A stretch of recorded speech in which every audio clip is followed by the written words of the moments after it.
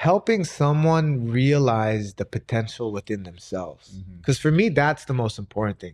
Because like if you just use me as a crutch and like make like, yeah, okay, I'm gonna motivate you, inspire you, but the second I leave, if all that motivation and inspiration leaves with me, then what did I really do? Yeah. You know what I mean? Like if I can help you find that within yourself and like, oh wow, it is possible. Oh, I am gaining momentum. Oh, I am doing it. And it's like that's so much more empowering. Like allowing you to see the light within yourself, if, you know, for lack of better terms, but it's like that's what I enjoy about it. And same with coaching. Like, I mean, I'm sure you see it as well. Like whether it's exercise or it's jiu-jitsu or it's striking or it's just like, you know, getting through something. It's like helping someone realize that they have the strength to do it.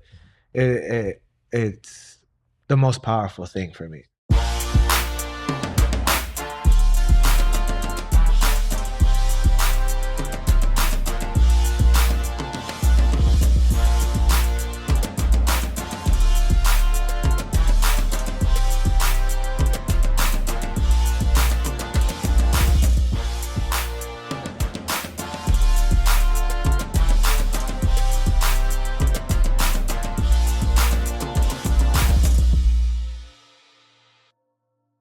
What is up, ladies and gentlemen? It is your friendly neighborhood BJJ podcast, Rafa Esparza, coming to you with another live, actually, this is a pre-tape, so not live, but another installment of the Grappling Hour. I hope you're having a great day. We have an excellent guest who you can see on here because for whatever reason, when I go to this camera, it's like a little fuzzy. It's kind of in focus, but watch what happens if I start to move. It's actually better than it was, but take my word for it. This is a better camera that's happening right now. Anyway, a few quick reminders before we get into this episode. If you like the show, and I hope that you do, I would love it if you would check us out at patreon.com/grappling hour. But Raph, what do I get if I go to patreon.com/grappling hour? Well, for just $5 a month, you can see my interviews 30 days before everybody else. And for a few extra dollars, you can see extra bonus content not available to anyone else. So that means tape studies. So we're going to watch his fight that he most recently had back in October, right? Yes. Okay. Yes. See, it's still up here. It's still fresh. And we will watch that only for our exclusive Patreon premium members. But you can see other segments like Roast Raph, where people roast my competition footage. We could, hold on, wait. Apparently that seems like a favorite here. You should know it's the favorite segment of everybody on the show except me. Nice. Why would you think that would be a good segment, sir? I think it's funny. I think it's good. It's good. It's good to have a sense of humor. Yeah, exactly. Yourself, right? Yeah. Exactly. I think so too. The problem is when I initially came up with the concept, I was concerned that fighters thought I was asking for a free private. And then sometimes they would like say, oh, hey, if you did this. And I go, no, I'm not trying to get that out of you. I just do jokes about it. So been very lucky in that regard. But you can check that out. And additionally, there's a segment called the Grappling Hour Challenge where we give cards with the names of moves on them and we hand them to athletes and they have 2 minutes to hit that move on me. So you can see that amongst other special episodes where we ask people about their favorite opponents or even their favorite matches and fights of the year. But that's only for the premium members at grapplinghour.com and patreon.com/grappling hour.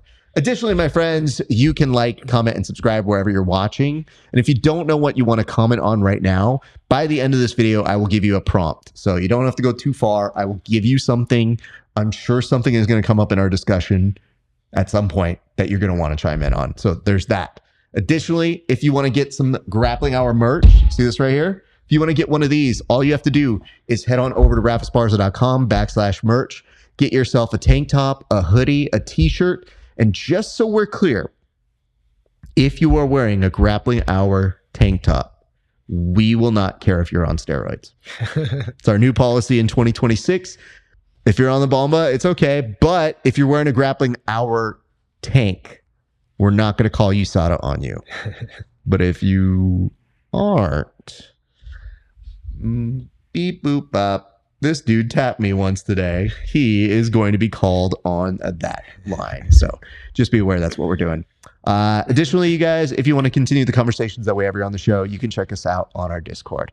Well, we can now safely get to the guest who has just been blinking at you. Blinking and smiling. He's been blinking and smiling, but he's blinking a lot like he is a Moneyberg hostage, just like, hey man, I want to do the interview where I talk. But he's a friend of the show. He has competed for us at Subversive. He recently competed at 5150, a MMA organization, and got a big win there. Very excited to have him make his official Grappling Hour debut. Everybody, please say hello to Andres Fajardo. How you doing, sir? Doing well. Thank you for having me. Dude, thank you so much for coming out to roll. Did you have a good time rolling today, sir? Yeah, I love it here and had fun. You pinned me a couple times. But you know what the weird part was? It's that I warned you it's going to happen. Yeah. And then you just nonchalantly said, like, it's cool. And I go, oh, he's not bugged by it yet. We'll see what happens the first time it happens. Yeah. And then he was trying to do it back to me. Yeah. So I was like, hey, I take that as a high compliment. He didn't get one pin, though, let's be very clear. And I felt like it was a very good back and forth roll. Yeah. Like you were doing very incredibly technical and sound things. Yeah. And those are my favorite rolls to have. Yeah. So that was a lot of fun there. So I appreciate you. And man, it's cool to see as well. I always see you in big competition mode. So I always see you like at a Subversive. You're coming out. It's an intense match. Yeah. You know, you can tell it's like vaguely intense because you came out shirt off, warrior style. And I was like, oh, my man's coming out like it's ADCC finals for us. Yeah. So is that more because you fight or just because you felt like that was the right way to go for that competition? No, it was actually, because I knew I had that fight coming up in October. So I was like, this is good to get, more experience in a high-paced competition setting where I'm going to be shirtless. Yeah. It's not going to be as easy to grip, slip out. So it was just mainly just to get ready for that. Otherwise, I'm usually wearing a rash guard. You showed up today not screaming at me afterwards. So I was like, no, he's in civilian mode today, so exactly, he's pretty happy. Yeah. But I also knew, I was like, oh, okay. Well, my man's also a personal instructor for people. So I always wonder, I'm like, is he just doing this for extra marketing to be like, hey guys, I'm in pretty good shape. If you want to be in shape, you can too. No, I mean, as far as my personal training goes, I rely more on word of mouth than I do like promoting marketing. Yeah, exactly. Because I mean, don't get me wrong. I mean, I can market and do stuff. I've gotten clients through marketing and things like that. But I find word of mouth is just better. And I feel like when people refer their friends or people they like family members, it's just that instant connection happens a little bit more and it's a little bit deeper. Whereas like if I just meet you online, like, oh yeah, come train with me, and it's like, it's not as like deep rooted of a connection. It doesn't mean that can't be one, but I find that in terms of me, like I have a family to provide for. It offers a little bit more job security because if we already have a relationship based off of like whether it's your cousin, your brother, your friend, they've already know me, so like they're vouching for me. So there's a little bit more trust and it creates more long-lasting relationships. It's the touch of personal fitness and helping people reach their goals, but it's also indicative of every successful small business, which is if you're a small business, and that's what you are when you're training people individually, you're providing for your family, but you're also telling people like you canceling a session has severe impacts on my schedule, my time. I tell people this just based off of my other work where I go, hey man, I do charge a bit for my privates, but it's because you're taking me away from the other things I could do where I would make more money. Yeah. It's just, I want to help you, but it's a commitment that I will show up, you will show up. But man, when I show up for you, I'm dialed in to make you as good as possible. Yeah. And that even when I step away from it, I'm going to jot down stuff when we're in between. Yeah. I'm a big proponent. So you knew I was recording as we do it. I like to do a lot of tape study with my guys. And we talked a little bit about this the last time we saw each other. And what I really like doing with that is showing them the format I believe is best in tape study, which is not just being like, oh, I had a cool move here or it's like sometimes I identify habits and traits that I go, hey, can we do a day where you don't do that? Because once I pick up those things from the athlete and I see them actively trying not to do those things, then sometimes I go, oh, coach, I don't do that anymore. Yeah, I got out of doing that. And I go, great. Yeah. Or, some people I've challenged, like one of my students came up and he was like, hey, coach, I'm going to do leg locks now. And I was like, okay, Uh-huh. how's your guard passing? Yeah. And he's like, well, and I go, how about we do that first? Yeah. Because I'd much rather you not fall back for stuff and that you try to push forward. Mm-hmm. And then your reward is going to be, I'm going to give you the best leg locks that I don't even give some of the other guys. Like my private kind of leg locks. And he goes, oh, well, I guess that sounds cool. And I go, okay, great. Mm-hmm. Next thing you know, his passing comes along so much better. And it's a better investment in time. Yeah. I'm happy to see that. How did you get involved in doing that kind of personal fitness? Well, interesting enough, I started working out. I mean, I've worked out my whole life ever since I was a kid. Like weight training, 13 years old. I started like, messing around in the garage. And then in high school, I was acting a fool in high school. Right? Really? So yeah. So I was acting a fool, getting in trouble, all I wanted to do was get high and like, typical teenage. I'm so sorry. Where do you train again?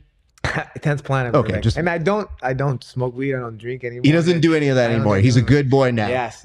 But I'm just saying, like, it was a no-brainer. Yeah, exactly. But so we love 10th Planet.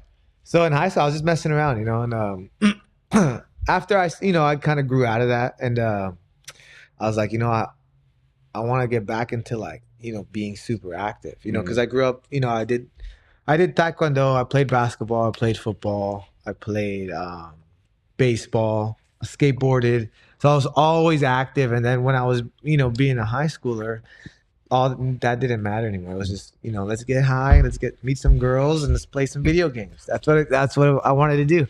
And then so about 19, I was like, I want to get back in the gym. And I started just training in the gym, and I was like, well, I effed around in high school. I don't know what I want to do, like career-wise, profession-wise. And then someone actually told my friend, like, hey, you should be a personal trainer. Like, you guys are always at the gym. You should try that. So that kind of stuck with me. I didn't become a personal trainer then. I got into telemarketing. I was a telemarketer for a little bit. I worked at Domino's Pizza. I worked at Target. I worked at Lowe's. And then I was like, I'm tired of working all these jobs. I did construction for a bit. I was like, if I'm gonna spend my time doing something, I gotta, do it something I enjoy, And so I was like, let me try this personal training thing. So when I was about 25, I want to say, I started studying to be a personal trainer. I applied at Equinox, which is like a high-end gym. I applied at Equinox, 24-Hour Fitness, LA Fitness, Crunch Fitness, all of these. The only place that called me back was Equinox. And they're like, hey, you got your personal training cert? And I was like, yeah, I did. I passed the test, but I didn't have it physically yet. They were going to send an email. I just told them, yes, I have it.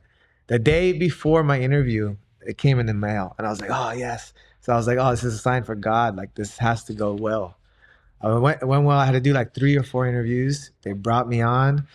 And they're like, all right, you're going to be on one of our trainers, And what was great about Equinox is that they gave you more education. So they want you to really know what you're doing, and just sort of hit the ground running, and then started picking up private clients after, and I became a manager there. So I started being a fitness manager. So I would train like the new trainers there.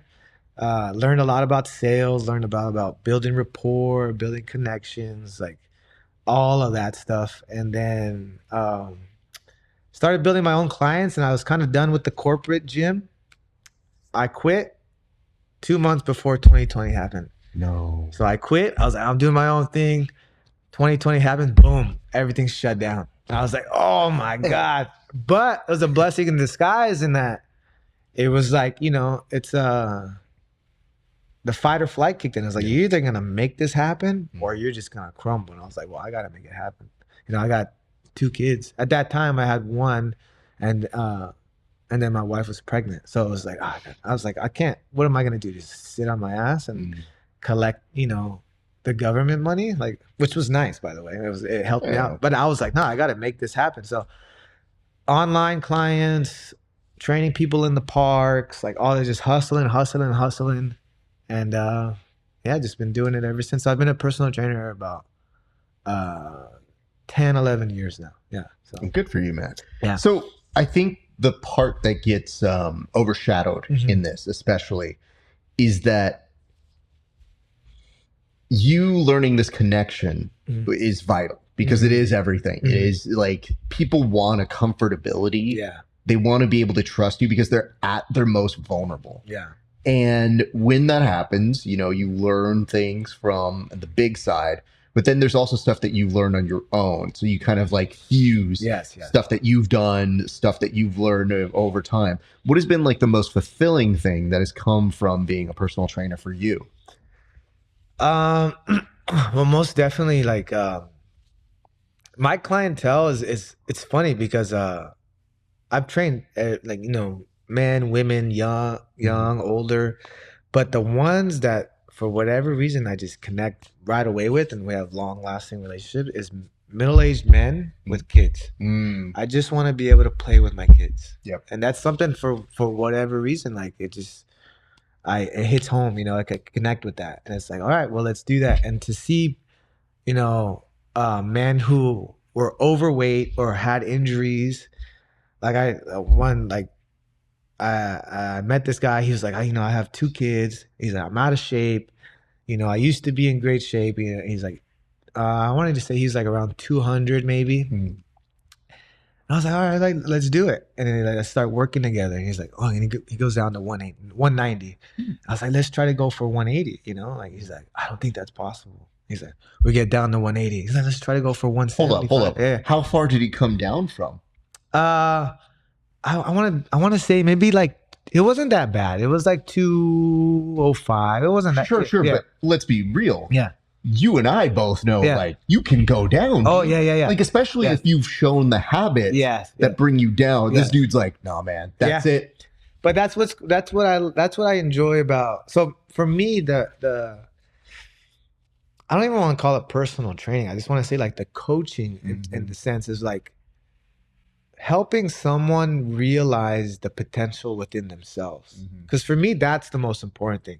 Because like if you just use me as a crutch and like make like, yeah, okay, I'm going to motivate you, inspire you. But the second I leave, if all that motivation and inspiration leaves with me, then what did I really do? Yeah. You know what I mean? Like if I can help you find that within yourself and like, oh, wow, it is possible. Oh, I am gaining momentum. Oh, I am doing it. And it's like, that's so much more empowering. Like allowing you to see the light within yourself, you know, for lack of better terms. But it's like, that's what I enjoy about it. And same with coaching. Like, I mean, I'm sure you see it as well. Like whether it's exercise or it's jiu-jitsu or it's striking or it's just like, you know, getting through something. It's like helping someone realize that they have the strength to do it.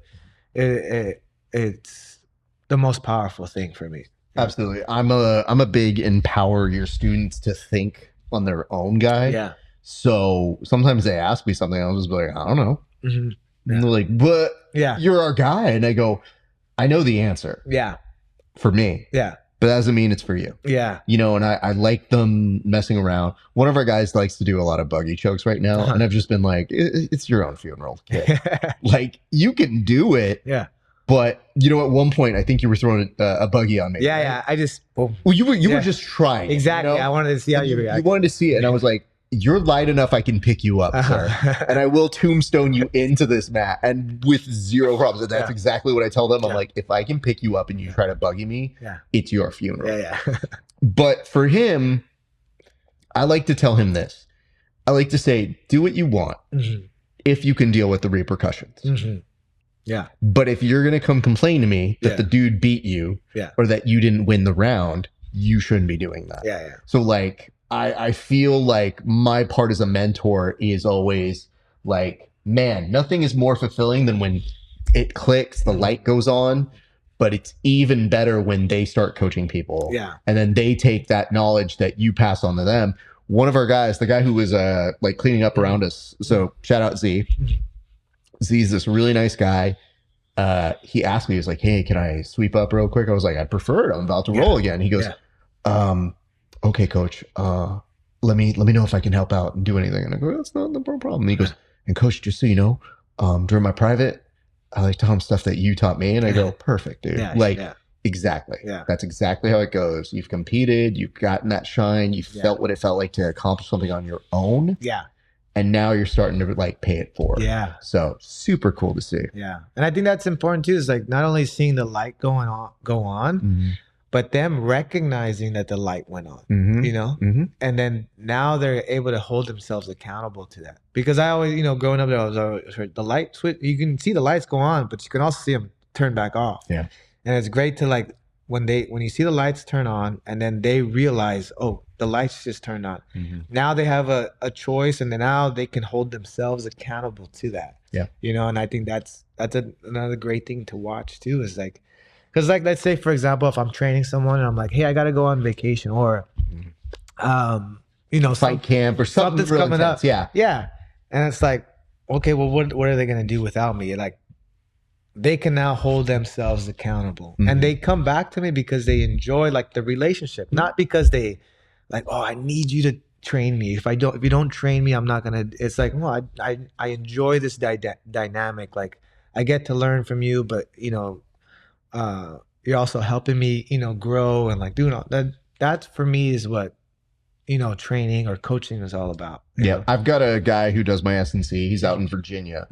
And I don't know if you're familiar with this grappler named Cam Hurd, but Cam Hurd's a dude who's been doing pretty well. He was like top 4 at the most recent trials, but just a specimen, just fucking cut. Yeah. And I told him, I'm like, listen, I don't want him to put me on your track. Clearly, this is not going to happen. But I want somebody who's a scientist who can direct me to being on the mats forever. That's the goal. Yeah. It's not like, hey man, I got to be a bodybuilder. I got to be fucking the best dude at Naga with the shirt off. It's like, I just need to be in shape so that I can do this forever, because I don't ever want to wait. Yes. And I told him, I'm like, I'm willing to pay, but I got to talk to him. I was like, and I know that's his rule too. Yeah. And we talked for an hour, and it was just like, hey man, we're not going to see each other. Yeah. But that means the bond's going to be so much harder to do. And I was just listening to him and the way he does his stuff. And I go, all right, I see how you work with these high profile athletes. I don't consider myself one. I consider myself a guy that will do whatever you tell me, but I'm going to bitch the whole time. So you have to know I'm bitching and it is a joke, but I will never stop doing it. Yeah. He goes, you think I don't have that? And I was like, I know. It's just, it can be a lot. Yeah. And it's going to be never ending. He goes, okay. Yeah. And he goes, well, what is your thing? And I go, my thing is, I need somebody as I get older and I start getting these little baby injuries that's going to be able to navigate me. Yeah. And like, not just have me do deadlifts when maybe I don't feel it's the healthiest time if my knee's fucked up or something. Yeah. And he goes, okay. Yeah. Done. Yeah. So there are days where if I have like a small injury, he's like, hey, we don't do that this week. We're going to do that next week. Yeah. Or let's give you a week. Let's see where you're at. And having a level-minded person meet me where I want to be means that now every day I'm doing a lift, I'm like flipping him off, telling him to go fuck himself. Yeah. And he's just like, dude, you're doing it. Yeah. That's all I want. I go, great. Yeah. If I didn't have that connection, I'd be like, I'm so sorry. I don't need to pay money to some dude that's way far away. Yeah. But he impressed me, and the way he carries himself and the way he promotes his guys, chef's kiss. Yeah. So, yeah. Been very lucky. Nice. Yeah. And I think that's the big thing, like you said, like about coaching is like, you can't just put someone on the program. Like you can't have a cookie cutter program. Like, oh, this is what I give everybody. Everybody's gonna, and it's like, no, that everybody's different. Everyone has different goals. Everyone has different body types. Everyone has different injuries. Everyone has different mindset. You know, like and for me, whenever I interview someone, a potential client, it's just me getting to know them and asking them. One of the things is like, okay, well, how do you want me to keep you accountable? And I have them tell me that, because I'm not just gonna be like, oh, well, if you don't do it, then you're gonna do 10 push-ups. It's like, well, what the hell? Like, you know, right. Some people that might work. Yeah, you know what I mean? But I'm like, well, how do you want me to keep you accountable? You know, and then they can give me that answer. Now, again, it's going back to reinforcing that empowerment. Like, oh, well, I know when I get lazy, I start to say, oh, you know, I'm too tired to do this. Like, I know if you just push me a little bit, like you just tell me, like, you know, it's okay. I know you're tired. Let's just try it. I know I can get through it. And You know what I mean? there are definitely some people who Yeah. are like, I don't do that. Yeah. You yell at me, I'm going to be like, okay, I pay you. I don't have to do Exactly. this. Yeah. So you asking that question really tells them, where is your scale? Mhm. Like, Yeah. what is your intent scale? Yeah. And what is your, hey, you're slacking off. Yeah. I can't have that. Yeah. But we need to have a conversation if I'm Yeah. not yelling at you. Yeah. I'm a big proponent of the first time somebody walks in the door and I do a personal with them, I tell them as a private instructor, I go, okay, it's different than my class. Mhm. So what is the general problem we're trying to solve? And what I think people really understand who do good privates is you're problem solving in real time. Mhm. And there's multiple things you might be attacking. Mhm. For sometimes an athlete, they come back after a tournament and they go, I didn't win. And it was like, well, the cardio was not great. Mhm. So we have to address that. Mhm. And we can address the techniques as well. Yeah. You know, and then you look at another athlete and you go, cardio's not the issue.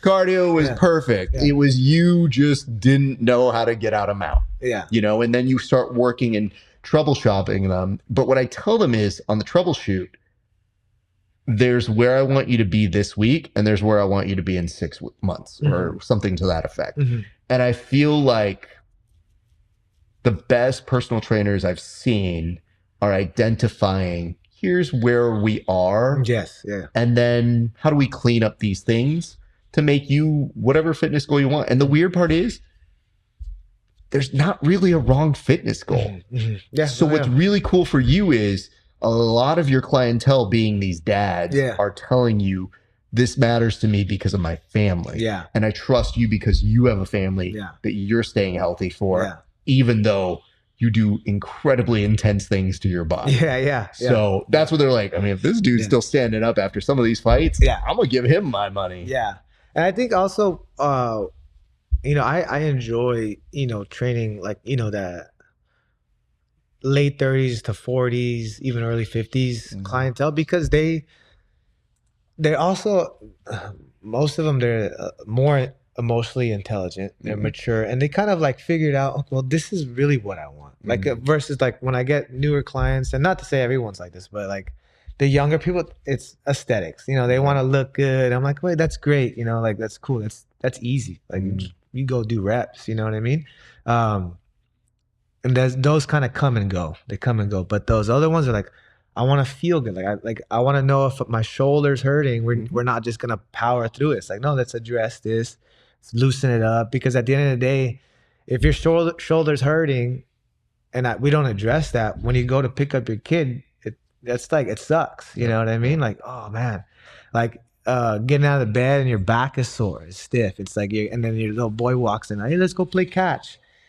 You're like, okay, let me just take this Advil real quick and let's go. You know what I mean? Like that, Yeah.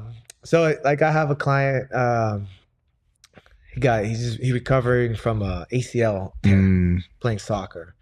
And he just went skiing with his family this past weekend, or like over the Christmas break. And it's so cool to see, you know what I mean? Because it's like, that's a major injury, especially for someone who's older. Yeah. You know what I mean? You got to get surgery.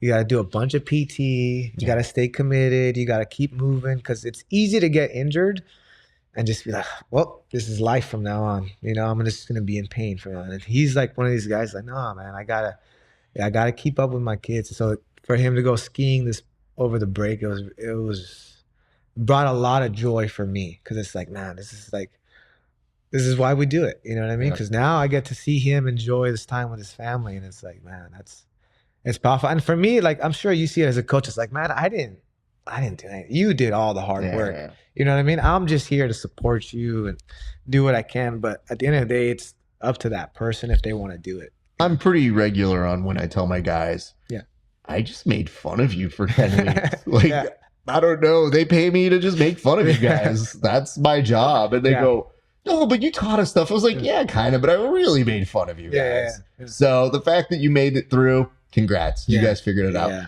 You said something that always triggers me, though, which is I'm at an age now where as I'm training, anytime I get an injury, small or big, I'm like, well, that was it. I had a good run. Yeah.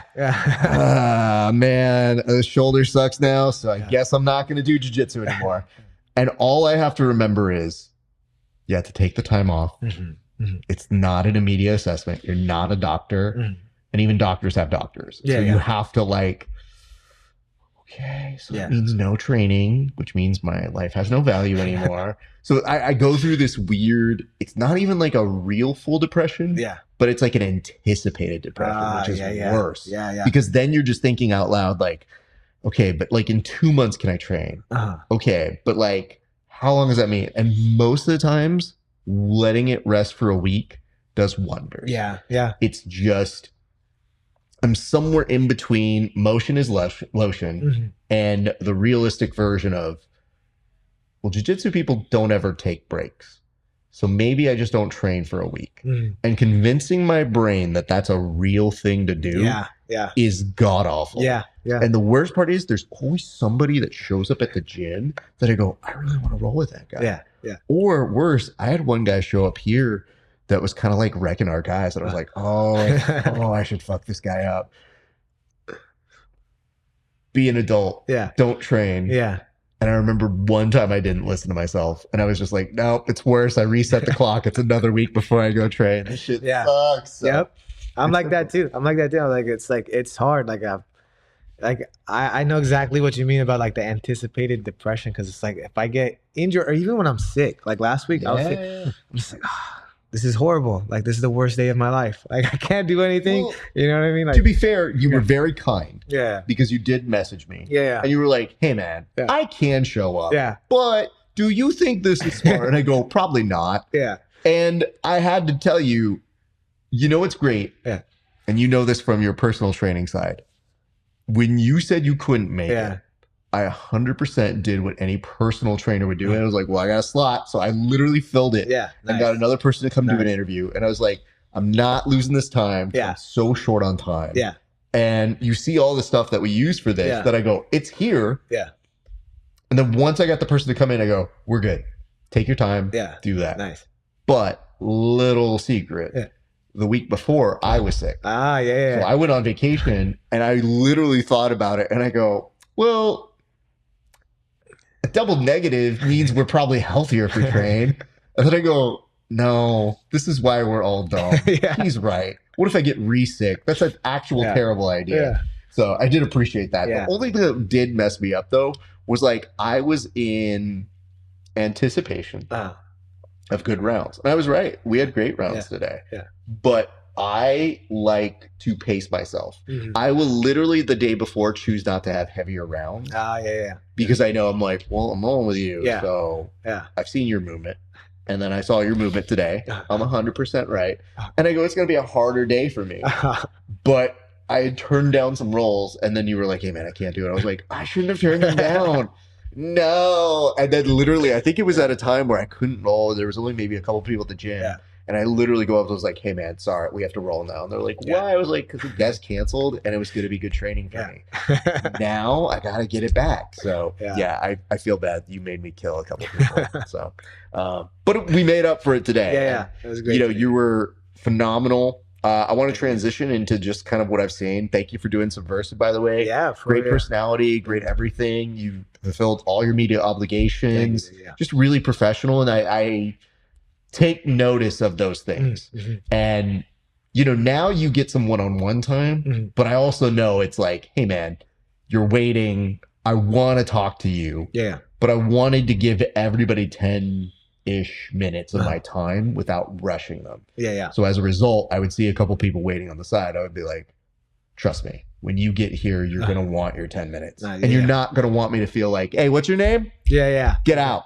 All right. Tell the people where you do your thing. Get out. I really tried to form a connection. And where I felt I bonded with you was a mutual love of the Lakers, hearing your story, and then getting like this tidbit of how family dynamics play for you. So it's actually really cool to hear how you and your dad connected through sports in that way. But I was curious, are you now connecting with your sons that way and like your kids? Dodgers for sure. I mean, not my youngest so much because he just turned 4. But my oldest, man, we were watching the Dodgers especially during COVID. It was like because they were playing. I was like happy that they were playing. It was weird though. Did you watch sports during COVID? I did. They had like the fake fans. It was weird. But no, yeah, and luckily for him, he got to see 3 World Series. For me, growing up as a as a Dodger fan, it wasn't like that. I'm doing the math right now. Yeah, you weren't even around for the one. No, yeah. And now that I think about it out loud, I'm like, oh my God, that's right. Well, I'm old as fuck, so I was there for the one. Oh, nice. Yeah. They got me in like a baby onesie with like a Nice. Dodger hat. So like I have those cute, adorable photos. And like my grandpa like speaking so well of like, Fernando is like family here. We love him. And I go, okay, Grandpa, whatever you say. So yeah, so it was like my oldest, he loves the Dodgers. I have videos of him watching Dodger games with me. So yeah, I bond with them, and then now they both do jiu-jitsu. Nice. My youngest just started back in early November, and then my oldest has been doing it for a little over a year.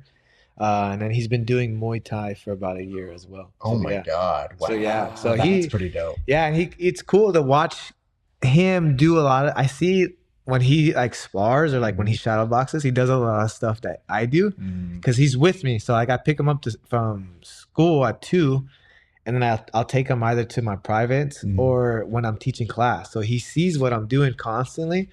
And when I see him like shadow boxing and doing stuff that I haven't even taught him yet, he just sees me do it. Yeah. And I'm like, oh, that's pretty amazing to see that. Oh, wow. Yeah, it's cool. So my youngest, it's funny because he's crazy. Obviously the younger brother's crazy. So I'm trying to balance, because he's only 4. I'm trying to balance like how hard do I push him versus like just let him do his thing. Because I don't want him to develop a bad relationship with it. Like, oh, my dad always told me to do this. You know what I mean? So I'm trying to find that balance. That's a different dynamic because it's like coach.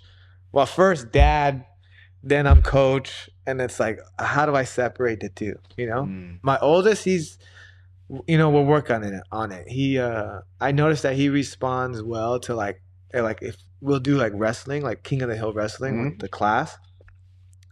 And you have to hold him down for 4 seconds. He gets taken down, and if I see him like laying there, not getting up, like 10 push-ups, go over there, and then he'll go in the back of the line, and he knows why he's doing the 10 push-ups. But it's like I notice he responds to that. If I did that to my youngest, he'd be like, "What are you talking about? Right. Like, get out of here. You have no power here."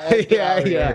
So it's the interesting dynamics that I'm trying to navigate right there. But no, yeah, definitely, and like. I enjoy when they enjoy it, obviously, so when I see them having fun, it makes me happy, yeah. Just gonna write that down. 10 push-ups. 10 push-ups, yeah, it works. 4 seconds, shoulders are on the mat. No reason, just making a note of that. I do that for myself too, so like when I'm drilling, if I drill, like, so let's say I'll do footwork drills, or footwork drills, super simple. Let's say like I misstep, or like I cross my feet, or I do unnecessary stuff in my foot. Burpees right away. Boom, burpees, boom, just to get it out of it.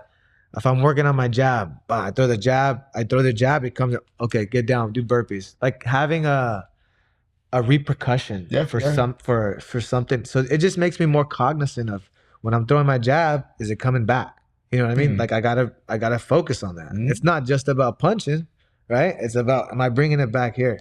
So just having that repercussion built in, it's like, well, I want to do burpees or I want to get punched in the face. Is it something you've always done? No, it's something that I had to learn how to do. Discipline, like, because what I realized, if I want to get better at something, I can't just be like, oh, I'm just gonna go with the flow. It's like, no, I have to be intentional about the skill that I'm developing. Yeah. Right. So for me, what works what's the consequence if I'm unintentional?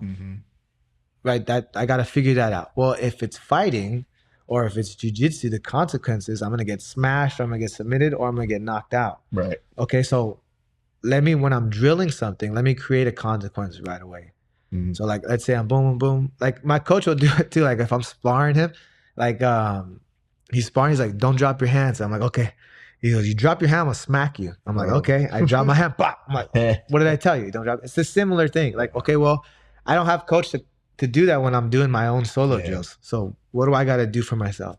If I drop my hands, burpees right away. So go do it. And then now I'm more tired, and now I got to think about getting like, well, we're trying to develop this skill not only in a drilling setting, but also when you're tired. Yeah. It's like if I'm tired and I fall apart, then what good is that? Now my opponent just knows to get me tired. Yep. You know what I mean?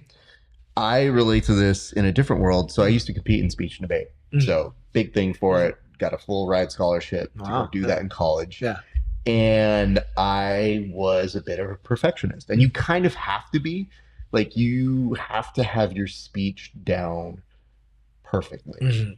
The real key is, can you deliver it perfectly? And that's very rare that you get what's called a perfect speech, where there's no flubs, no wrong inflection. It's intense. So the way that people lock in for their athletics was how I locked in as an athlete coming into that world. And I didn't consider myself a great athlete, but there were things I pulled in there competitively to make me care more, to make me be a little bit more of, it's not just talking, we want to win, but that means you have to almost care more. So as opposed to when you're in a sport, sometimes it might be better cardio, might be learning a trait a little bit better. In there, the way that you connect to your topic or the way you communicate it is everything. So you literally laser focus in it. And I realized I wasn't great at memorization. So what I would do is I would line by line go down. And so what I would do is I would say it 3 times. And this is a memorization trick. So it's all for you for free. You'll see how hard it is. You'll be in the realization I'm insane. But I'd go down. I'd say one sentence 3 times. 3 times helps you to remember it. I'd go to the second sentence. 3 times solo. Then I'd combine the 2. It has to be 3 times perfect. And man, I'd be there for a minute because we're talking a full 10-minute speech, which is usually about 1,200 words. So that same you doing burpees, it was me holding myself accountable. And the success rate then is, okay, you memorize your speech and you can say it very fast, or you can do all these other drills. Now how do you communicate it? So it became, once it's up here, that's only step 1. The next reason you get coaches or you get personal training from my instructors back then was they would be like, you sound like a robot if you say it like this. And so you had to break the memorization and learn how to use the same conversational voice I'm talking with now. And that, it's a skill. It took so long for me to get. But the upside was, if I didn't go line by line like that, I wouldn't memorize in the way I needed to be competitive.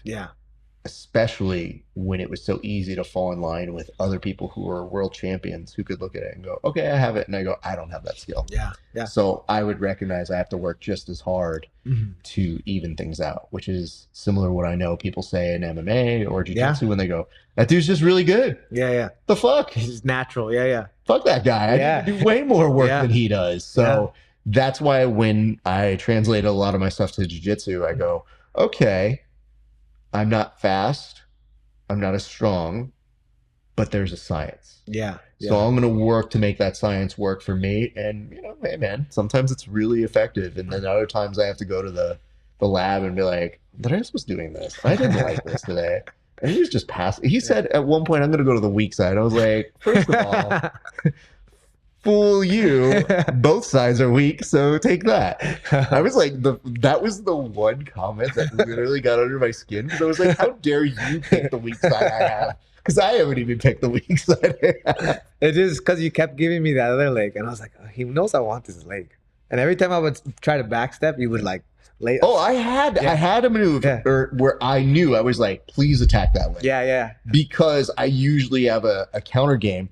You were pretty aware of where I wanted to go with it. So I thought, I don't even want that. And then I realized the better thing to do was to hit a pin after I would get out of it. Because I go, this is what you get for attacking my leg. And then it was like clockwork. You'd be like, how did this happen? Oh, it's because I went there. You would just be a little bit easier to move. So I go, all right, you do that as many times as you want.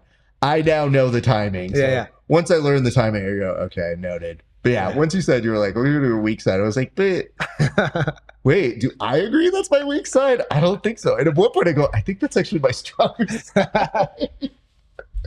So yeah, but yeah, that was good. But no, like we were saying, it was like getting a speech coach. It's the same. It's like, okay, I'm practicing these drills on my own, and then I go and do it in front of my coach. You know, whether it's we're hitting pads or we're sparring, and then he can critique me. You know what I mean? And sometimes the critique is like, damn, I was working on this for like a month and I still suck. You know what I mean? But it's like, I need to hear that. You know what I mean? I need to know, because that's coaching, right?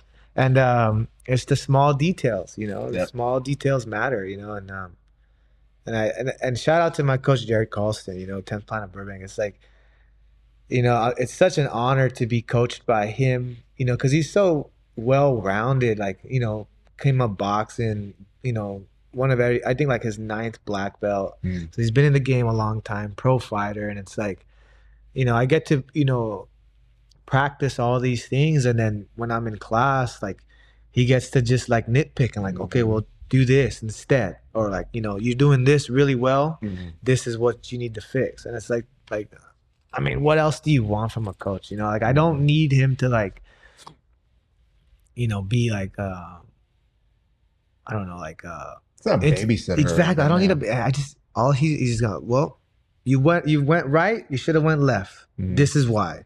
You know what I mean? Boom. Okay, cool. That makes sense for me. Simple. Keep it simple, stupid. For me, it's like, you can go off. Yeah. You go do your training again now with that new intel. Yeah. And then you can come back to him and just keep doing that. Yeah. I have to say, so I told you this, but I started at 10th Planet way before even Jared was real. Like, he didn't own the place yet. Oh, yeah. And I was there way, way, way before. I remember that's where my journey started. I found that Milton, the owner of this gym, another one of our friends, we all just kind of missed each other. They ended up training together, and eventually we all kind of like found our way to training with one another. But because I didn't necessarily stay there and it had changed so much, I remembered wanting to go, because I live in Burbank. I wanted to go see what it was like. So one day I just dropped in, and I'm like, I don't think these people know who I am. Yeah. I'm just going to go see what it's like there and how everything has evolved since I've been there.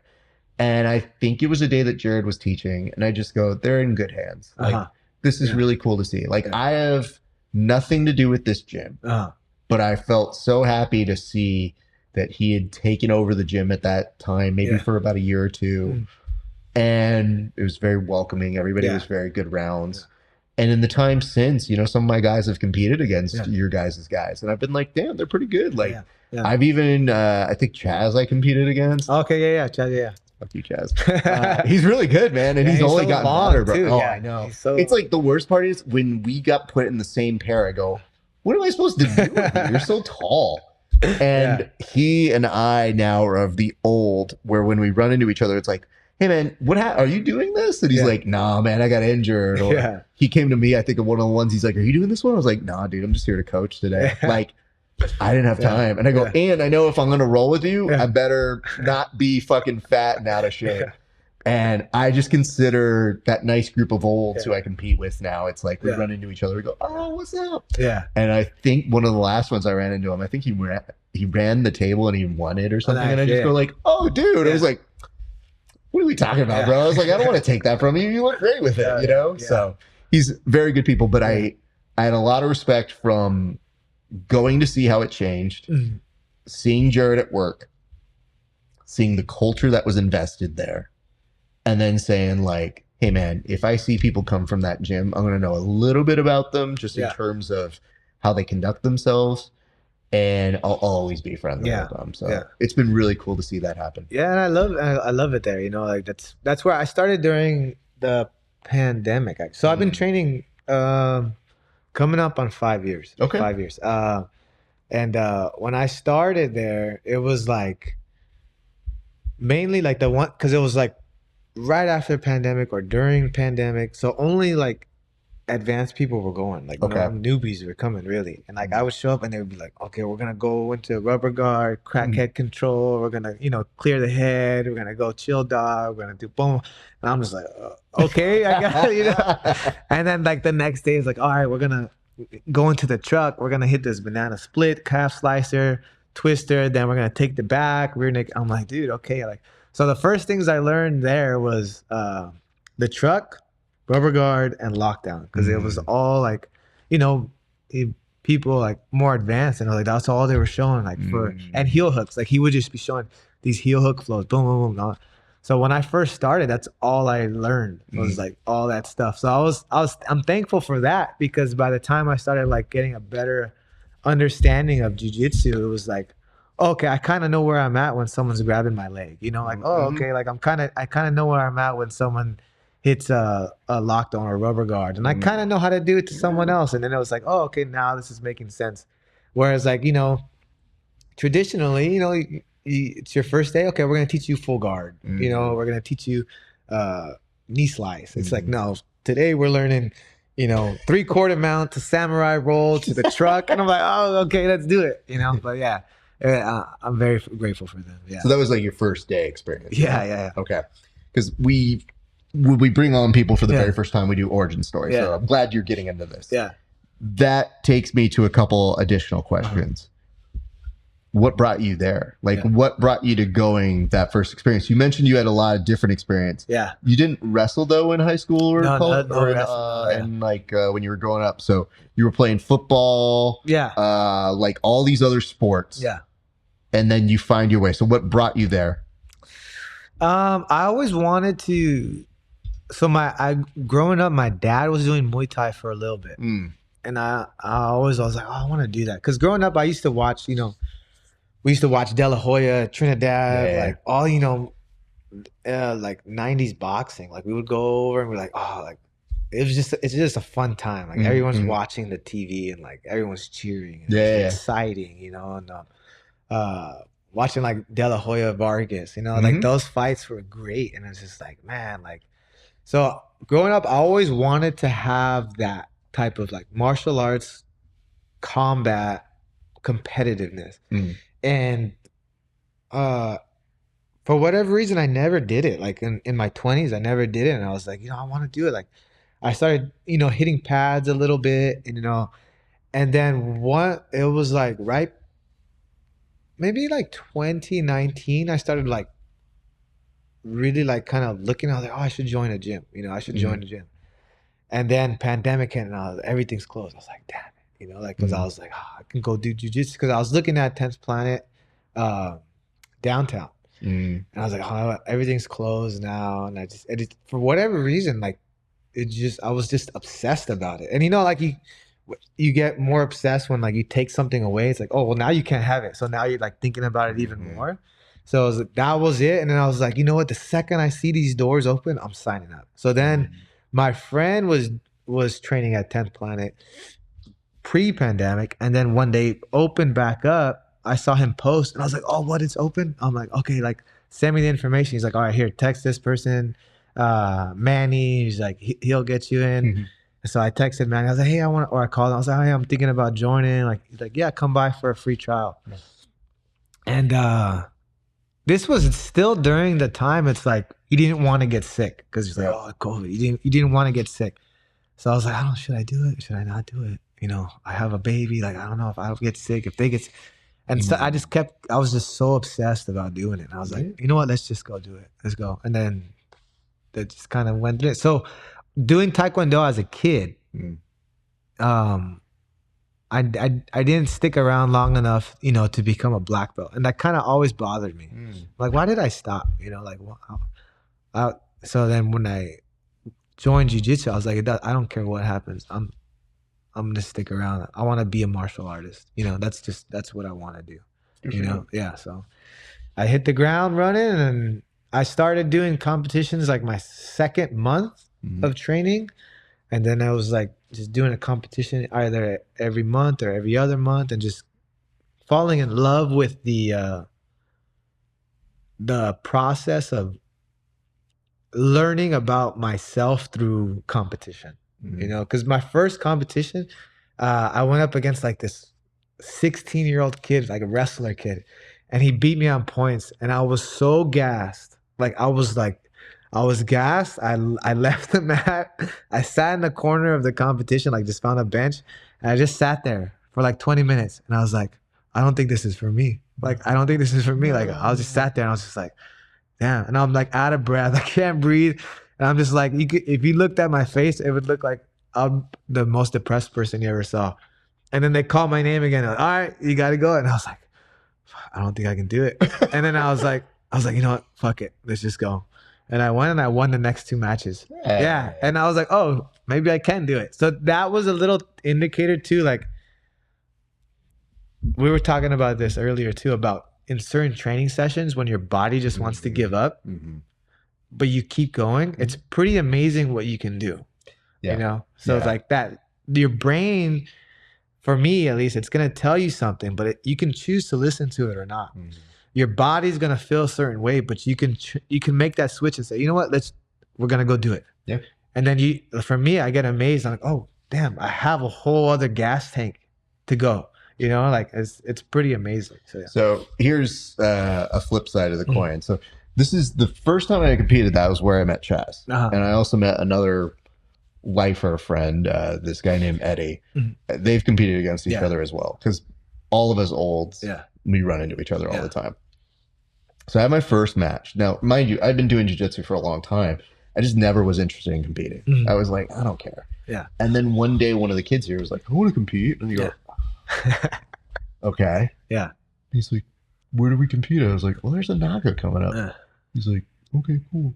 I tell the coach here, and I was like, you gonna talk to him? He wants to compete. He goes, got him. He's locked in now. And I was like, dope. And he goes, and I'm locked in too. And I was like, what? He goes, yeah. And I go, did he talk you into it? He goes, no, I just feel he shouldn't compete alone. And I go, oh, it's a good policy. All right, I'm kind of a coach here. I should probably do that too. Yeah. So he's like, yeah. He's like, but you don't compete. I was like, I don't, but we can try. Yeah. Let's see what happens. Won my first match. Everybody comes up to me and they're just like, hey man, what's going on? Are you okay? Like, rubbing my shoulder, and I go, what? I'm like, what? Why? Yeah. I'm fine. Yeah.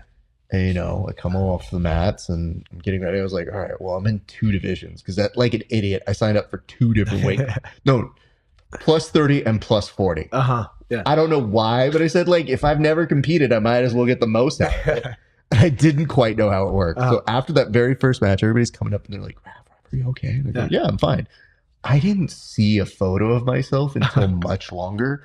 They were right to look at me and say that, because I go, oh my God, that dude looks garbage. Oh my God, that's how I looked. And I go, I didn't feel any different. I was like, you peasants, I'm fine. Yeah. I walked outside for a second. I was like, fine. And then later I saw like the footage of somebody with a GoPro who had a footage of me walking, and I go, that dude's not okay. So of course, that's like the next matches I have with Eddie, who's this brick of a dude. Yeah. And then I have the next one with Chaz. And I was like, okay, I'm new to this. I think they've competed a little bit. I don't know their full stories. I was like, but that's what it feels like to compete. Yeah. So I had this feeling at that time of, I'm going to learn at the same time my students learn. And that's a weird place as a coach to be. But what I never expected were these guys to be, like, as I mentioned, like Chaz comes up. Eddie's always that subversive. Yeah. He's always like, one point Eddie was like, bro, can I buy you a beer? Like, it's my event. If I want a beer, someone would give it to me. And he goes, no, man, you're my friend. And I was like, you beat me by 2 points and I don't like you. Like, you have to remember that. Yeah. And to this day, I never accounted for thinking, like, I'd be like, dude, I feel like I might have been too competitive or in my brain, or I don't know how it's going to, like, instead now it's just like, everybody's so nice. Yeah. Go, oh, everybody's actually really cool. Like an unforeseen sort of benefit from it all. Yeah. And wouldn't have ever counted that. So that vibe you talk about being like, I don't think this is for me. Like, same, bro. But I didn't even know it. People had to tell me, like, hey, bud, I don't know if you're okay. So that's the flip side of that story. Yeah. Because to me, I was like, how does this even work? Yeah. And I go, I've been around forever. This is just a new skill to learn. Yeah. So I'm glad you stuck with it, because you have a great style. You're fun to watch. Yeah. And like, even getting to roll with you today, good cardio, good gas tank all around. So you've made incredible strides in that time since. Yeah. Here's the next question that we asked, though. you alluded to falling in love with it, but we do always ask on the show, when did you actually fall in love with jiu-jitsu? And here's the reason why. You had to fall in love with it in a way that made you pursue it as more than just a hobby. So when did that moment happen for you? I would say, like, in terms of pursuing it more than just a hobby, like, I think it was, I would probably say after that first competition, because it was kind of like I uncovered this superpower about myself, or like this secret sauce, like, oh wow, like I can be dead tired and then come back and win a match. You know what I mean? Like, that's pretty badass. And then to win again the next time, I was like, oh, okay, that's badass. And then to go back in the training room and like work on the stuff that I needed to work on, and then to go out and compete and then like see the developments. It's like, this is pretty badass. It's like a video game. Like you know, you die and then you get, oh, okay, you just get to restart again. Yeah. You know what I mean? And then boom, try to make it the next time, you know? And for me, like, also like fighting was always a part of, you know, growing up, like you know, again, like back in high school, middle school, is like you have to fight, you know, like it's just, that's what boys do, you know, they fight, you know. And growing up, you know, fighting, and then like I used to get my ass kicked all the time, you know what I mean? So then when I kind of like uncovered this superpower, like I just got beat up by this 16-year-old kid.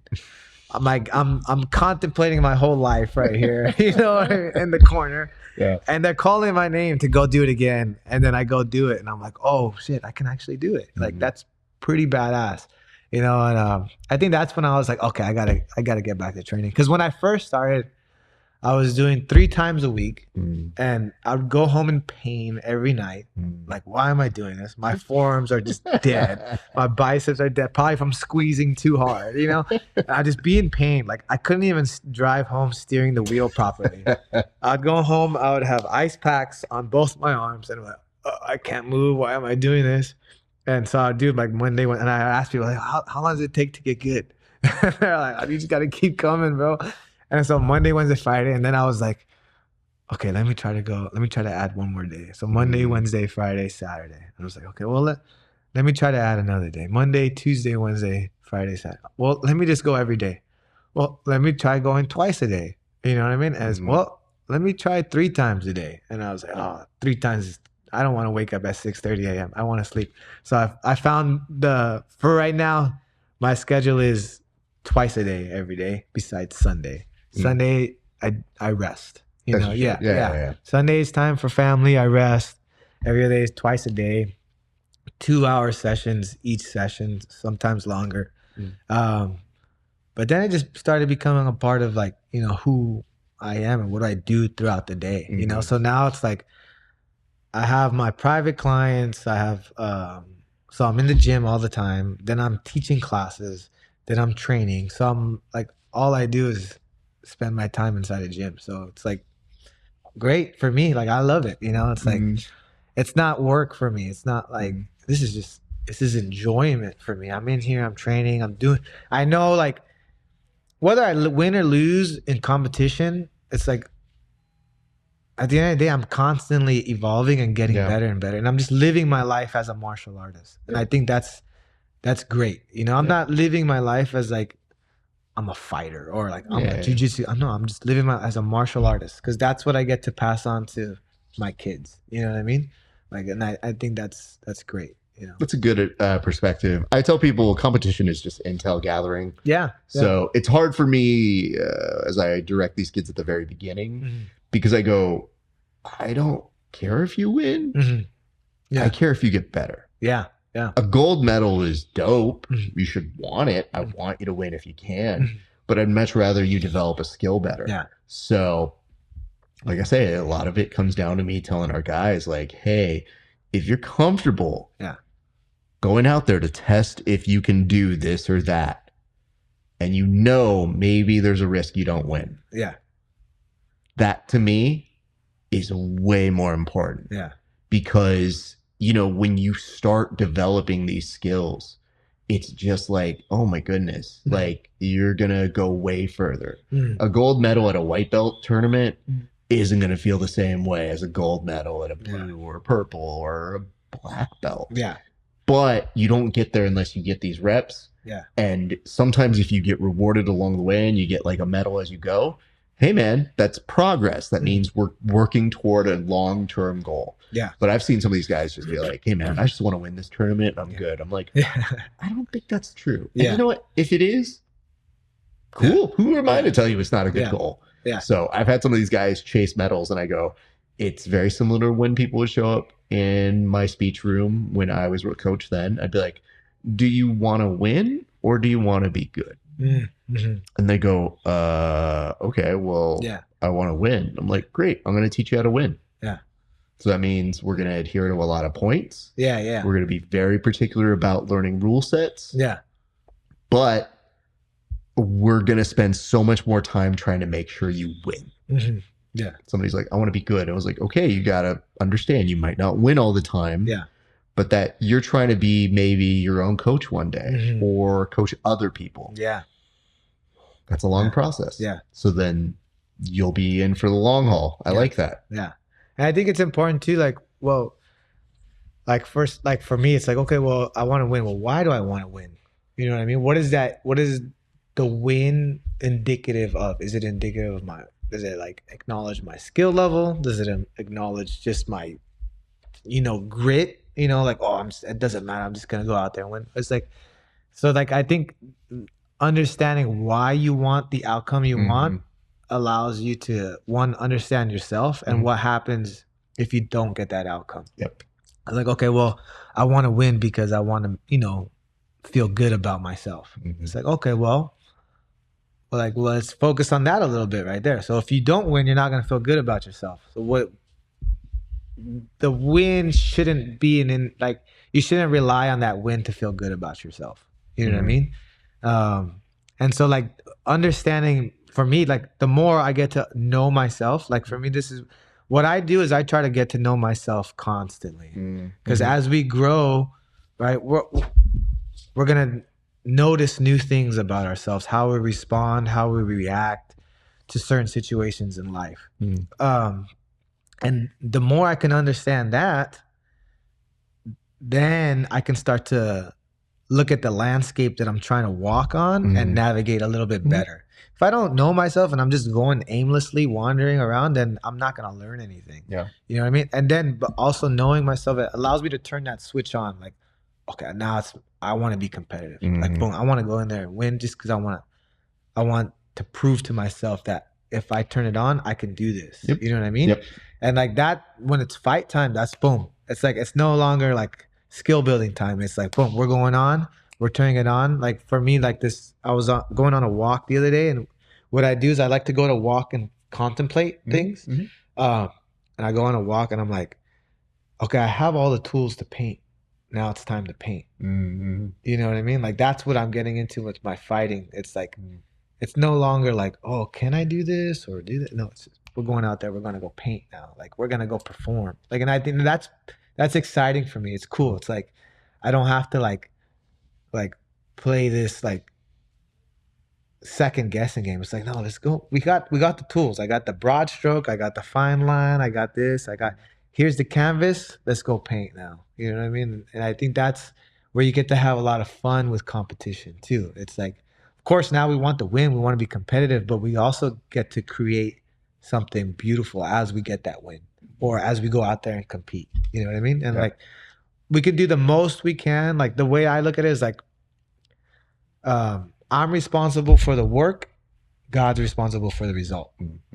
I'm going to go out there. I'm going to go paint. The result is out of my hands. I can do everything I can to make sure to lead the result to my favor. But at the end of the day, you know, like I can't decide what happens. You know what I mean? I can just go and perform my best, you know, and that's my goal, you know, I get to go perform, you know.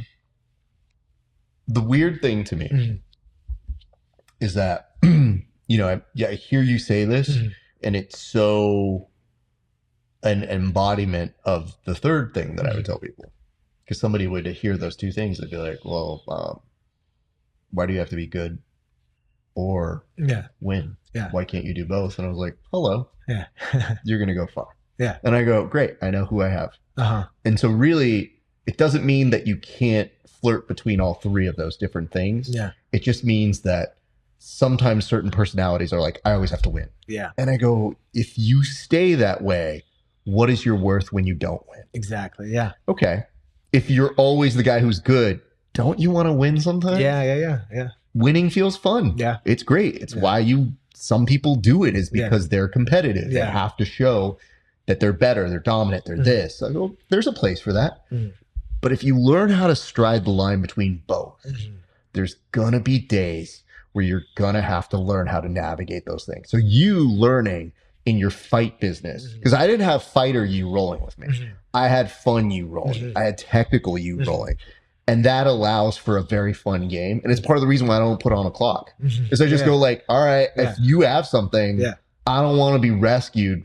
Like, I want to see what you do. The whole point is so that I learn and I develop my skills and become better. And maybe I push you a little bit to be better because I'm making you do certain things, or we're growing together. Having said that, there's plenty of guests that I've been like, timer, no, we're not. But I like the ability to learn creativity as we go. Yeah. And I go, oh, he likes to do this. I've seen him compete, but I never got to see him do this. And it just broadens the scopes. So like certain things you did today, I go, I didn't know you had that. That's a really cool weapon. Or this is a cool counter you like to do from here. And those are the long conversations I like to have with people.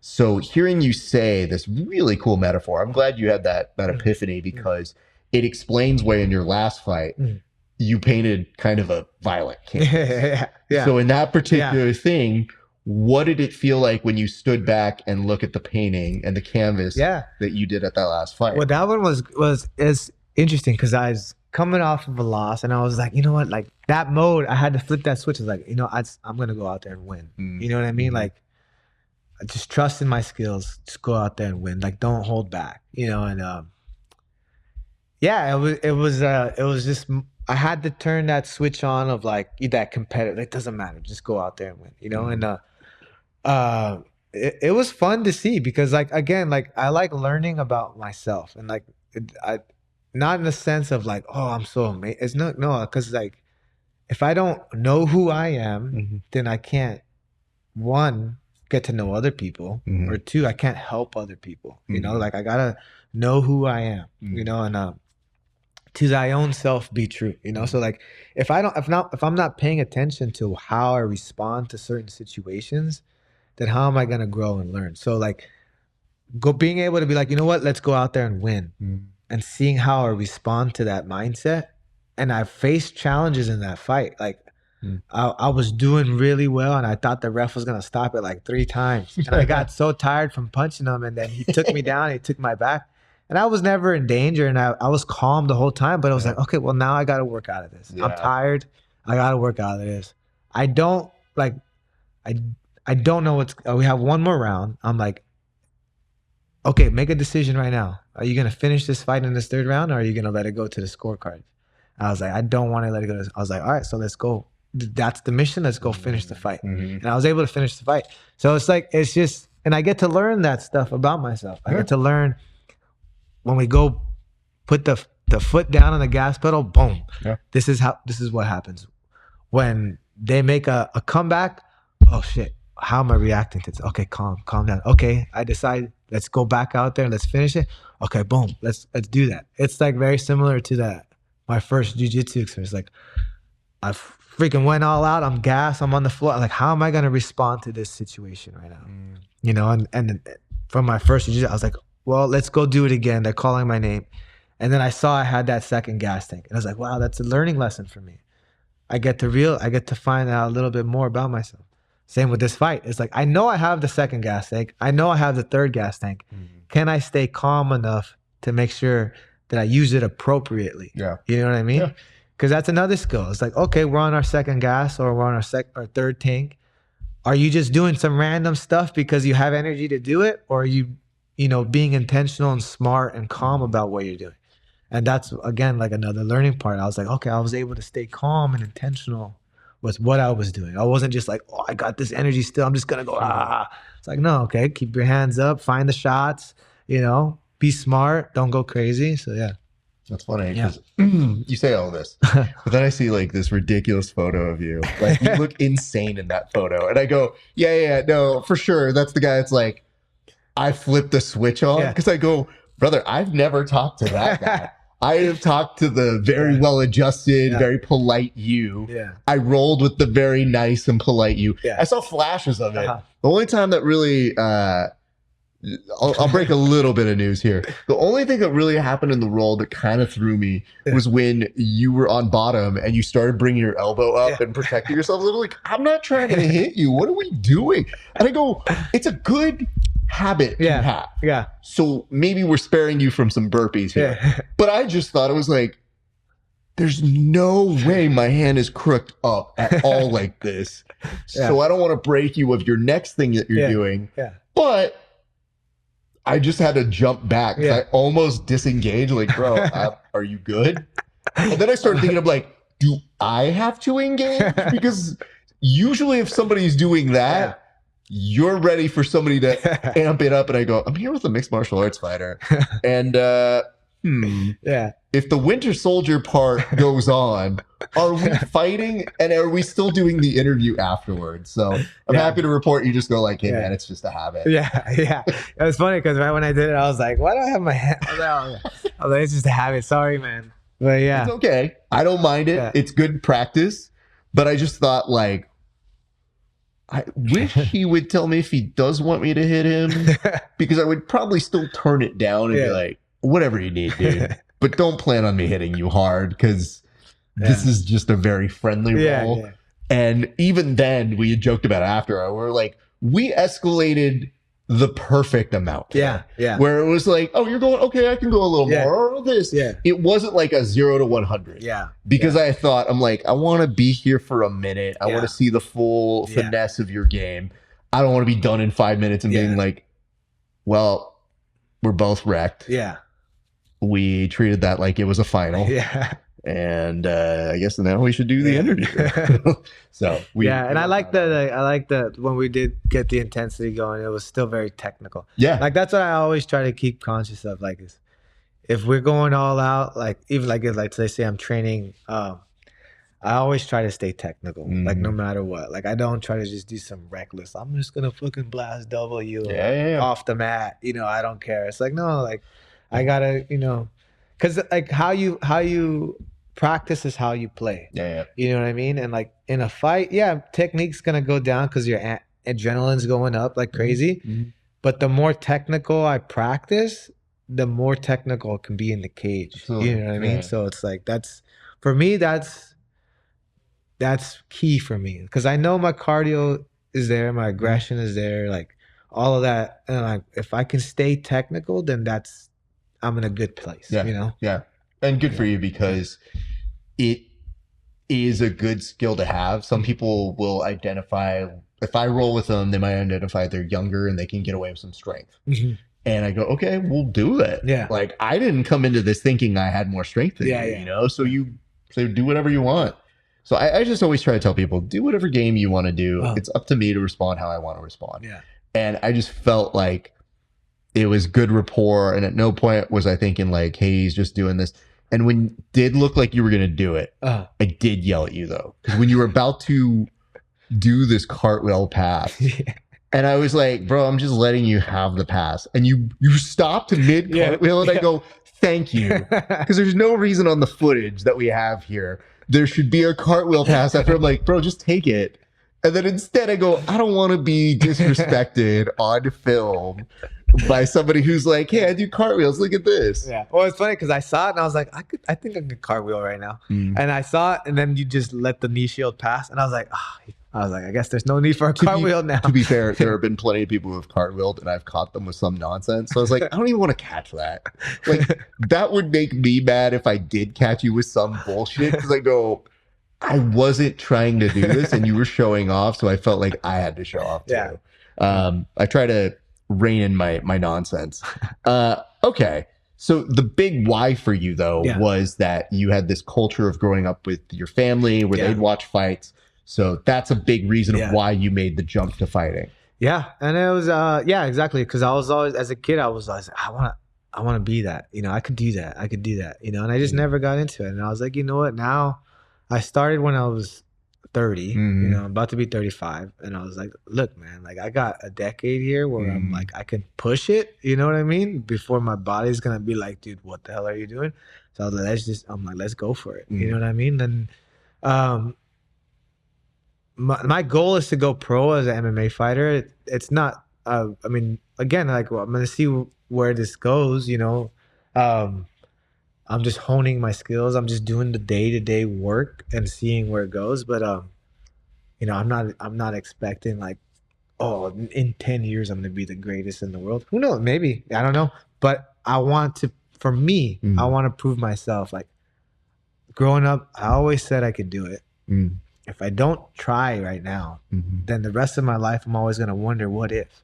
So for me, it's like, well, let's, you know, I got this decade. Let's make it happen. You know what I mean? And let's see what we can do, you know? Well, you've already made good inroads, because part of the reason why I owed you this interview, and I'm glad we were able to make it happen, was I did see from the way that you competed with us to the way you competed in October, which, by the way, taking an event like us before you're doing like one of those, insane to me.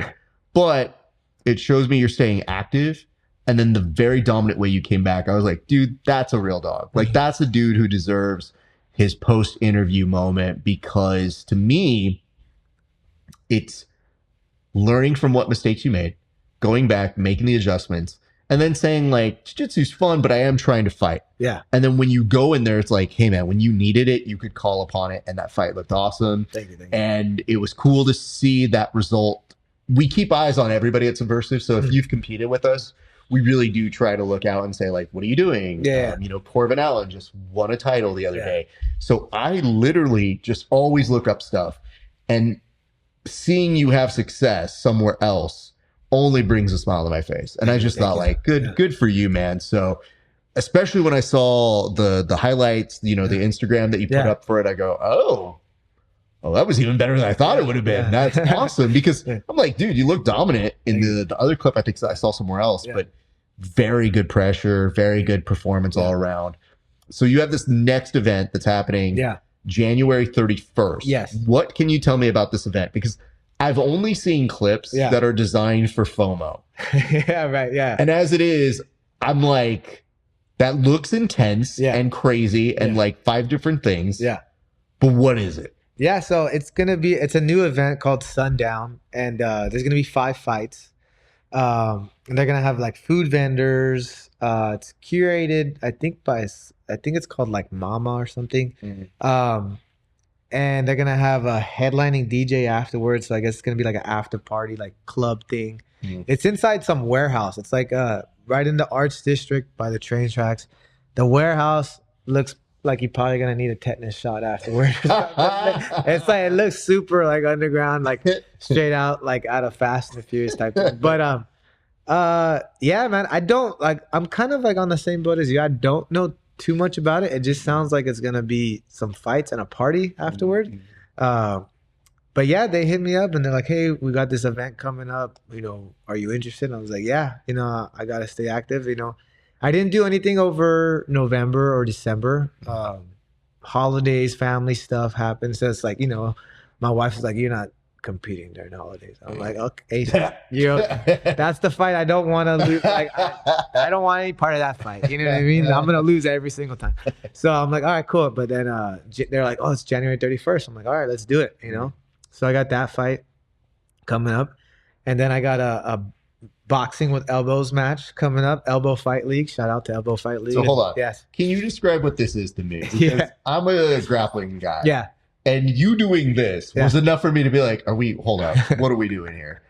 So what is this organization? And what is elbow boxing? So it's a new thing that is starting, but it's essentially like Muay Thai, but without the clinch and without the kicks. So it's just boxing, and then you can throw elbows with it.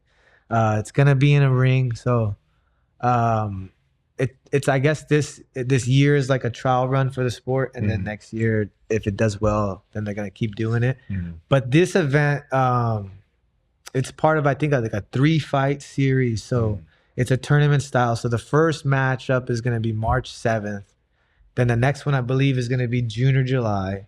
And then the championship's going to be in like September or October. Okay. So my goal is to win it all. That's my sure. Yeah, that's my goal. So they're matching me up March 7th. It's going to be in LA. And I'm excited for that too. Cause that's a new sport for me too. Like, I mean, I've done Muay Thai competitions and stuff like that, but like, it's just another way for me to challenge myself, you know? It's so weird to me just from the concept of it, because I spend so much of my time not wanting to get hit with an elbow. And similar to power slap in a certain way, they're just kind of like, nope, we want it. Yeah. Take that impact. Yeah. And I go, there's going to be some incredible clips. So shout out to our friends who are doing that. Yes. However, I will never.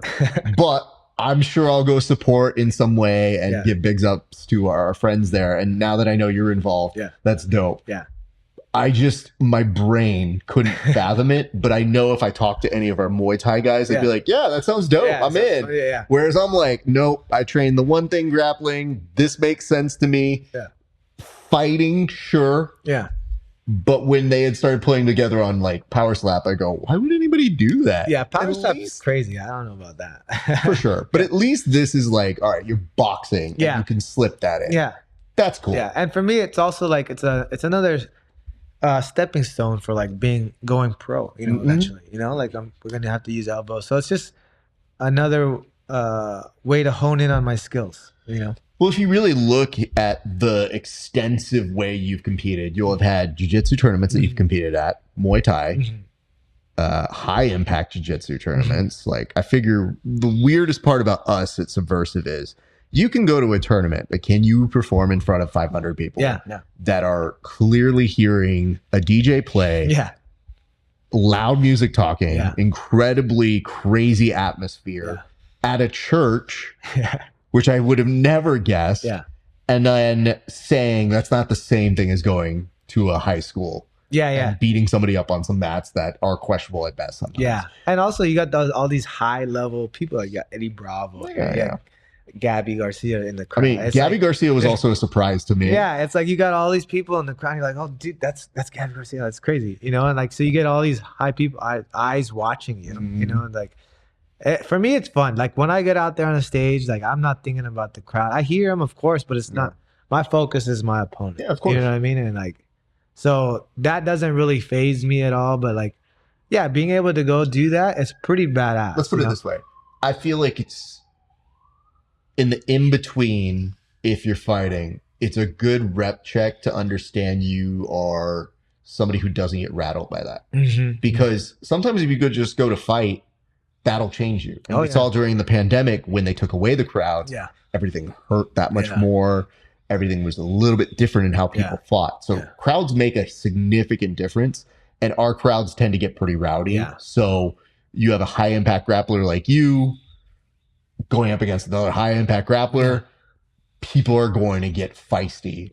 You know, my job is like a ringleader for a circus is to come down and occasionally be like, please don't run into the camera.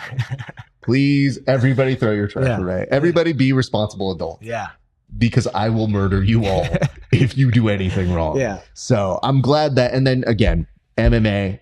Now, have you had boxing match yet? No, I mean, I want to. I mean, that I'm You'd down. be interested with that too. Interested for that okay. too, yeah. I mean, it just sounds like all they did was say, hey, come do boxing, but elbows are allowed. Yeah, elbows are allowed. Yeah. So you will be essentially getting that vibe in as well. And I think it's cool because, you know, like, I would love to do a boxing match too, like, because that's where I fell in love with it. I grew up and I was like, dude, boxing is badass, you know. And I know it fell off, you know, for a while, and you know, like there wasn't, you know, high profile fights happening, and like post Mayweather, everyone just wanted money, you know what I mean? But it's cool to see, you know, like eyes coming back on the sport, even if it's Jake Paul, you know what I mean? But you get to see like Crawford and Canelo, like, dude, like high level boxing, you know what I mean? And that was the first like combat sport that I fell in love with. So to be able to see it make somewhat of a comeback, it's pretty amazing. And then to see it, the influence that it has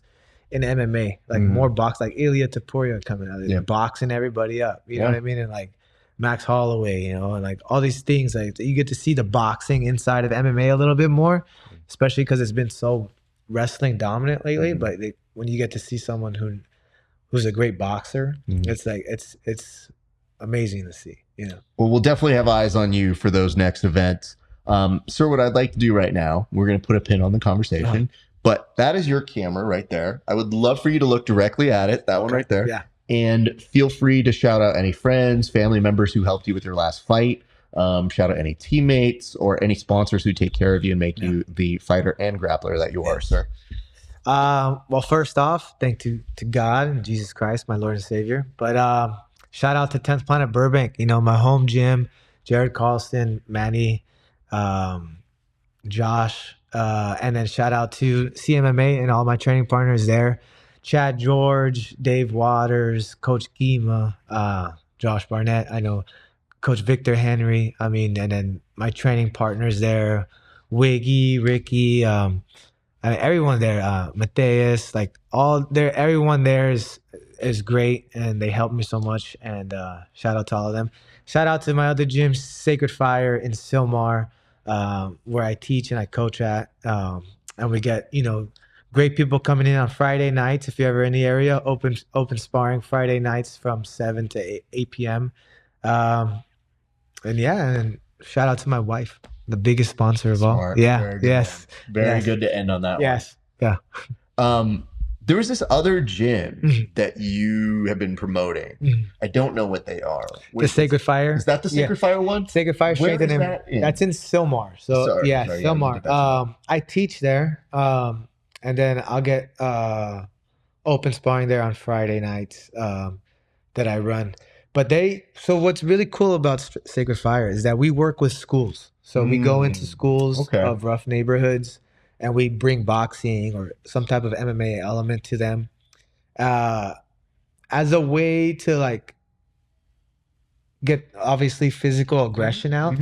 But the main goal is to empower young men and women, you know, to show them, to help them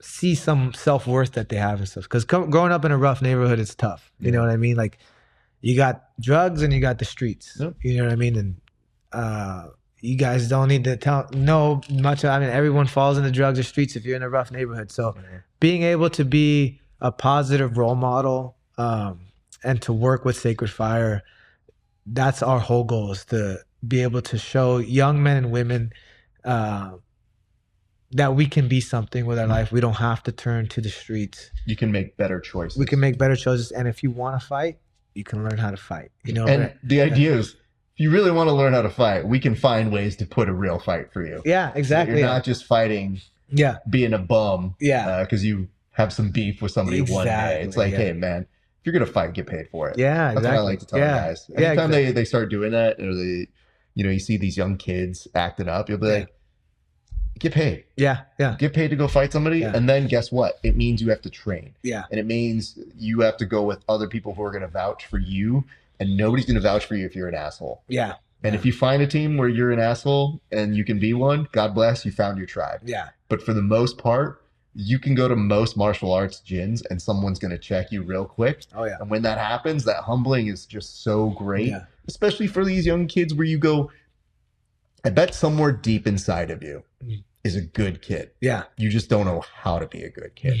So you get those opportunities. That's an opportunity for them to better their lives, while at the same time learning a skill that could become a career or a way that they can show someone else the path to. Yeah. And I think like fighting is or at least training in martial arts is fun and understanding the violence that you're capable of, you know, and understanding that you don't have to be violent. Yeah. You know, because like, you know, growing up in a rough neighborhood, it's like, you're taught, you got to be violent. Survival. Exactly. Yeah. You know what I mean? That needs to be on all the time. And being able to have an outlet and an environment where we can foster that and then like say, okay, like now you get to understand your violence. Where is it coming from? How, you know, what can we do with it? Okay, we can we can like direct it to like, okay, let's step in the cage and let's learn how to fight, or let's step in the ring or on the mats. You know what I mean? And then being able to develop a relationship with these young kids, and then being just a positive person in their life. Like, you know, you always remember that one teacher, you know what I mean? Like, it's like I get to be that for someone else, which is pretty cool, you know? It's also one thing, children, if you're watching this, just so you're aware, every time you've come from a bad background and you come to a martial arts gym, guess what? You're going to run into a couple who have had similar stories. So when kids are like, you wouldn't know, and I'm like, go talk to so-and-so. Then come talk to me. They know. Maybe I don't know. Because I grew up in Hacienda Heights. There is no such thing as a hood in Hacienda Heights. And if there was, it was way before I was there. And I tell people, I'm like, I don't have that experience. I wasn't getting into fights when I was a kid, but I was playing sports. And you learn, if you're playing a sport and you're getting rough with people, you got to have some durability. You got to have something behind that. So that was my channel. So that when people were like, oh, I got into like 40 fights, I'm like, same, except 0. And they're like, well, you never been in a fight? I go, no. I go, my gift was always being a smart ass. So half the time when people wanted to bully me, I just make fun of them. They're like, whatever, man. You go, okay. So hasn't changed much, but now I've learned how to do a lot more. Where I go, sure, now I can make fun of you and beat you up, which is a terrible combination. More psychologically damaging, I think, than sometimes even a physical thing. Andres, I appreciate you, sir. I'm going to close this up. But before I do, I wanted to say I can't wait to see you on the 31st doing your thing with another organization. Go out there, kill it. It looks like a really interesting event. I'm going to have eyes on that. And then March 7th, that sounds like a great opportunity for you to really fulfill that destiny of doing the boxing, but with, as you mentioned, a high impact of learning what you need to learn to go pro. So it sounds like a really fun time. And I appreciate you for coming today, man. I really enjoyed our rounds. We have an agreement that you got to come back at some point because we have unfinished business. And hold on. We will. That reminds me of a few things. Okay. If you made it this far, like, comment, and subscribe. Now, I told you I would give you a prompt. Here's the prompt I have for you. And I don't feel like I have enough wherewithal to go back and make this highlight happen. But I want you to pick the emoji that best represents how you act or how you carry yourselves and put it 3 times. Here's the reason why. I don't know if you caught this throughout most of the interview, but our guy over here spent more than about half the interview like this, stretched out. And I was like, bro, we get it. You got good biceps. You're good. And I was just thinking of like, this dude's doing the personal training ad the whole time. We had the camera on him. So I wanted to roast him. And I feel like the one he had is almost, there might be an emoji where you kind of like put the arms out like that and clip them back in. So that is one you have to type out. So anyway. Well, going back to the personal training, the reason why I did that is because I'm curled in like this. I'm like, I got to counteract that. No, dude, we see, you know what? You keep doing. I think if anything, you're just more guilty. You just are trying to come up with. I gotta open up the chest. That's okay. You open up the chest. But I would go, how did you start jiu-jitsu? It reminds me of being young. Just very young. Are we zooming in on this? Like it took everything in me not to break up your conversational tone of answering my question, because I go, he's done it almost every time. And if I were to have enough energy, which means I probably won't, I would put a highlight clip of the amount of time you were in it and speed roll that for the rest of that. But there you go. There you go. All right. That's the fighter name, the Gun Show. The Gun Show? Wait, do you have a nickname? Assassino is one of them, but what does that mean? Just killer, assassin. That's what I thought. Yeah. Because when I saw that, I was like, I've never met that guy either, so I'm just gonna not ask because I feel like, nope, sounds good to me. I believe them if I see it. Yeah, you're pretty smiling, pretty nice. So I'm chill. You're chill, dude. I'm chill, but when it's time to kill, it's time to kill. Right, fair enough. All right. Well, okay. The Gun Show. I don't know that it's as good, but this is why I want you. And if you don't believe me, and I didn't take the time to do it, which I didn't, scroll back. Yeah. Literally all the solo shots that look like this, just scroll back and see how many times he did it. So that's what I want you to put. Like, comment, and subscribe wherever you are watching. Check us out at patreon.com/grappling hour. See these interviews 30 days before anybody else. And for a few extra bonus dollars, see content not available anywhere else, including tape studies, roast Raph, where people roast my competition. Why are you still laughing at that? That's the worst. Do you know what the saddest part is? Yeah. I don't think I've done one for my Chaz match. I have to do that. Chaz also beat me by points on that one. And because he was so lanky, at one point I went to do lockdown to him. One, doing it to a 10th planet person, a choice. Two, I had it, but I couldn't move him. Yeah. He's like, literally, I would like elevate him. And he was so lanky, he would just go like, all right, there's 10 more body parts. And I go, this dude feels heavier than what he is. Yeah. So anyway, maybe one of those I'll do. You can also see extra bonus content not available anywhere else. So that is only at patreon.com/grappling hour. Okay. These shirts, that's the one you go to rafaesparza.com/merch. Get you a tank top, a hoodie, a t-shirt, whatever it is that floats your boat. The hoodies, I hear they're great to wear when you go to compete. They keep you warm and you win more. Can't prove it, but legally I can say it. And again, reminders, tank tops, the new things. If you wear them, USADA adjacent. So feel free, show off the guns. If you're like this dude over here, you might have slipped into it 15 times unintentionally. So there is that. And last but not least, if you want to continue the discussions that we have here on the show, check us out on our Discord. Ladies and gents, that's going to do it for us here at the show. Thank you so much for watching. It's been a great day for grappling. We'll see you back on the mats.